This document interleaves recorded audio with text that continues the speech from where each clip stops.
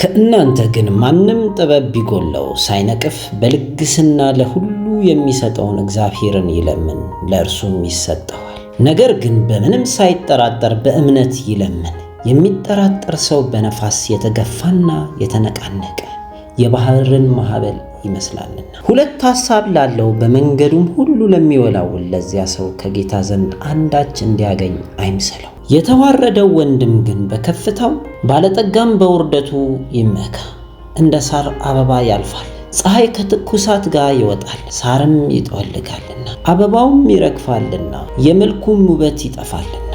እንዲሁ ደግሞ ባለጠጋው በመንገዱ ይዝላል። በፈተና የሚጸና ሰው የተባረከ ነው። ከተፈተነ በኋላ ለሚወዱት ተስፋ ስለ እርሱ የሰጣቸው የሕይወት አክሊል ይቀበላልና። ማንም ሲፈተን በእግዚአብሔር እፈተናለሁ አይበል፣ እግዚአብሔር በክፉ አይፈትንምና እርሱ ራሱስ ማንንም አይፈትንም።